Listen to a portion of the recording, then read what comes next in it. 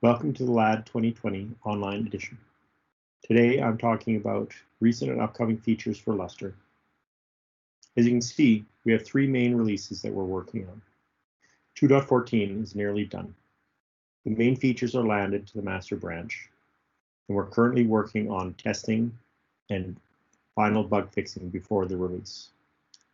Once that's finished, 2.15 will open up for new feature landing. A couple of the features listed are already finished development, are just waiting for landing. 2.16 is in the planning stage, and the metadata write-back cache has already seen substantial development and will be in good shape for landing in that release. Today, rather than talking about all of the features in the upcoming releases, I thought I would focus more on a few of the major ones that haven't had as much attention as the others. I have a presentation from LUG 2020 that covers an overview of all the features. You can see the slide deck or watch the video at the links shown here. Today, I'll be focusing more on improvements to client performance, very large LDiscFS OSTs, and improvements to file layouts and how they will affect usability. When Lustre was first developed, the performance targets were for clients with only a few cores, and often application I/O was one file per thread. And now, with the increases in the number of cores on a single client, that type of I/O model is impractical. Also, with changes to the application workload, it's often the case that single-threaded performance is important to application overall scalability. And so we've been focusing on this workload. As you can see, for parallel client read-ahead, we've had a substantial improvement, over doubling the performance up to 4 gigabytes a second from one user space thread by handling multiple read-ahead requests in parallel in the kernel. For workloads where multiple threads are sharing a single file, we've also improved strided read-ahead so that it can better detect reads that are not aligned to a page boundary and handle the read-ahead in parallel. By implementing improvements to the libaio interface to the kernel, we're able to handle asynchronous I/O using direct I/O and gain substantial improvements in performance. In particular, for 4K random I/O, we have more than 2.5 times the write IOPS and 7.5 times the read IOPS. Those improvements for libaio also benefit the IOU ring interface that's added in kernels 5.1 and later. Unlike libaio, which is mainly targeted at database operations, IOU ring is intended to be a more commonly available kernel interface for handling asynchronous I/O requests for low latency and high bandwidth storage devices. In 2.15, we're also looking at mmap improvements to detect piecewise sequential read-ahead, because mmap typically does page faults only at a 4K boundary. You can get lots of random read requests, but if there's a number of sequential reads, we can do prefetching and reduce application latency significantly, over 10 times for the average and 6 times for the maximum latency under some important benchmarks. Patrick Farrell submitted a patch series that provides a number of significant improvements to the direct I/O path, in particular improving single-threaded write and read performance substantially. As long as the I/O request is large enough, for example 64 megabytes in this case, we can see significant improvements through parallelization of I/O submission inside the kernel, even though it's only a single user thread in user space. The initial patch of parallelizing the ODirect request improved the read and write performance from about 700 megabytes a second up to 4 gigabytes a second. As well, a number of additional improvements beyond this reduced the CPU overhead incrementally for each patch and boosted the overall performance from 4 gigabytes a second up to 10 gigabytes a second in some cases. And this is still for the single-threaded user space, so this is pretty amazing. Another area of interest that's received substantial investment in terms of development is for very large L-Disc-F OSTs. In the past, OST size was growing linearly due to the increase in drive sizes. But now it's growing exponentially because there's an additional factor introduced by declustered RAID, where it benefits from having more disks in a single run to reduce rebuild times. And so in addition to the hard drive size increases, we're often seeing 50 or 100 hard drives aggregated into a single OST instead of only 10 in the past. And so now we have OSTs that are already 600 or 700 terabytes and maybe going up to 1.2 petabytes in the near future. At this point, a single OST is larger than a whole file system was near the beginning of Lustre. This graph shows performance and capacity scaling for Lustre since its introduction. And you can see in 2006, the file system sizes were just increasing past 1 petabyte.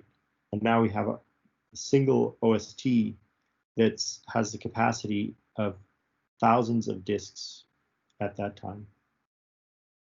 A number of areas had to be improved in order to allow these large OSTs to work.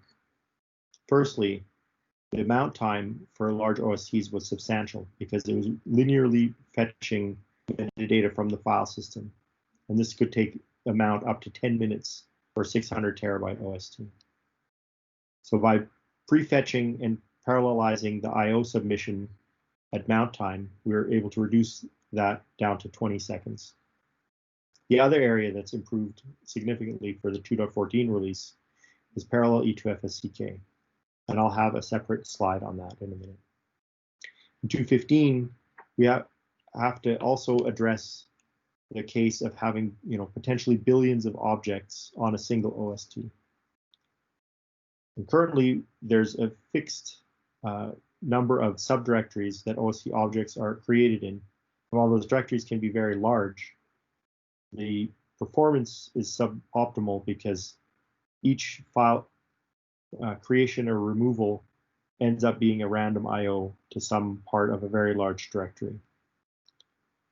By segregating the OST objects by their creation time, we're able to minimize the size of directories to a manageable limit.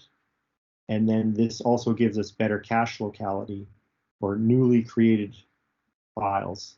And then this allows the old objects to age out of cache until they're finally deleted. This also leads to the desire to have directory shrink so that the old object directories can be reduced in size as the files are deleted. There are a number of other features that are interesting that we could also benefit from in Lustre that have been implemented in upstream ext4. In particular, one feature of interest is Big Alloc, which reduces the amount of metadata stored for a given file system capacity. And while it seems likely that we can gain some efficiencies there, there's also a number of improvements that need to be made to this feature. For data on MDT, it's also possible to store very small files directly inside the MDT inode. So while 600 byte files may seem quite small, there are in fact a number of workloads such as genomics that have very small files in only a few hundred bytes.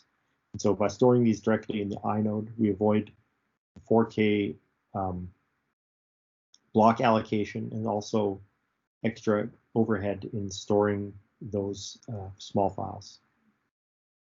In 2.16, we're also looking at whether we can implement dynamic inode allocation to simplify formatting options and things like data on MDT. We don't have to make decisions on the capacity in advance of what the dynamic mix of workloads that exist on the system. As you can see here, the parallel E2FSCK improvements have significantly reduced the amount of time that it takes to scan such a large file system. In this case, 1.2 petabyte OST with 400 million inodes. You can see there's an overall decrease in the scanning time by a factor of 10. And initially, we targeted pass 1, which was a substantial amount of development effort to reduce the pass 1 scanning time by a factor of 40. And this was done by parallel scanning of the on-disk metadata, as well as in-memory parallelism by distributing the inode checking across multiple cores. The pass 5 time is based on loading the inode and block bitmaps from disk. Just like we did with the mounting, this time was reduced significantly by having multiple threads do parallel prefetch and loading of the bitmaps into memory. So we reduced the pass 5 time by a factor of 36. So overall, while we got a 36 times improvement and a 40 times improvement, the pass 2 time, which was formerly a small fraction of the overall E2FS check time, is now the dominant component. So we only saw a 7% incidental improvement. Since we haven't yet tried to optimize pass 2, it does seem likely that we'll be able to gain some significant improvements in that pass as well, and allowing us to reduce the time for FS check of such large OSTs even further. On the layout side, there's a number of improvements that are of interest that are coming in the next few releases. In particular, erasure coding is nearly done, and it allows us to have Lustre level file data redundancy without the 2 or 3 times overhead of full file mirrors. And this allows us to add parity stripes to an existing file by computing an erasure code, for example, 16 data and 3 parity. But these can be arbitrarily decided based on the number of stripes in the file, the number of OSTs in the file system, etc. As with FLR mirroring, erasure coding is currently done after the file is written. This also allows us to generate parity for existing files without having to rewrite all of the data. Currently, FLR mirrors are stored independently on a file from HSM archive objects, PCC, and foreign object components. By integrating these all together into a single FLR mirror type, we're able to gain substantial improvements in flexibility for how we handle different tiers of storage. For example, it would be possible to have multiple HSM archive copies of a single file on different media. Also, the PCC local cache copy can be maintained at the same time as the existing file system copy, and also copies on tape. Clients can make a local decision based on proximity to the various resources on which copy they will access. Another interesting improvement that can be done using FLR mirrors is to implement file versioning. For example, if we have a mirror of a file that gets modified and the one copy gets marked stale, rather than resyncing it up to the latest copy, we can keep the stale mirror in place as an old version of that file, and then create a new mirror for the file to maintain redundancy while allowing the old file version to be accessed if needed. This allows files that are modified, such as configuration, source code, etc., to have periodic versions created without having to maintain a full file system snapshot. In some workloads, having delayed file mirroring is advantageous because it avoids increasing bandwidth requirements for the client. But other workloads can benefit from immediate file write mirroring, where the client writes both copies of the mirror directly. And this allows files to be immediately redundant without having to wait for an external process to do the data synchronization. On the metadata side, there are a number of improvements to the layout for files and directories that will help simplify D&E usage. One thing we notice in the field is that MDT0 is quite often more full than other MDTs in the file system. In 2.13, we implemented a new directory default layout that allows setting the MDT index to -1 on a directory, so that any subdirectories created in there are automatically located on the MDT that currently has the most available inodes in space. This is different from a stripe directory, which uses the hash of the file name to evenly balance subdirectories and files across all of the MDTs that it's striped over. By setting the MDT index -1 on a directory, such as project or home or scratch, the space usage across MDTs is much better balanced. In 2.14, we implemented a new directory hash type named crush that also allows improving the migration of inodes across MDTs. This simplified the implementation of automatic directory restriping, so that this is essentially FLR for directories. And as a directory grows, for example, past 50,000 entries, new shards are added to the directory to improve balance of space and performance across MDTs. For data on MDT components, if the space usage is getting low, the MDS will automatically reduce or remove the DOM component of a file to avoid running out of inodes before the MDT runs out of space. In 2.15, these features will become default so that new file systems will automatically be balanced across MDTs more effectively. It's also an improvement under development to migrate the initial component of a DOM file onto OSTs without having to recopy the entire file data, so that it's possible to reduce DOM usage on MDTs that are full. Finally, one of the areas on the metadata side that will likely improve performance for metadata operations significantly for a single client is the metadata write-back cache. This allows creating new directories on a client and then extracting all of the files and subdirectories in that directory directly into memory without having to do any RPCs to the MDS or OSS.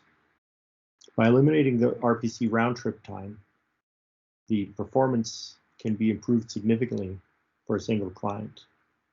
In our testing, this showed a 10 to 20 times improvement for workloads like untar and make. We're working on some of the more complex corner cases, such as handling partially cached directories as they're being flushed to the MDT, and integrating space management with quota and grant so that the client doesn't run out of space while it's trying to flush the data to the servers.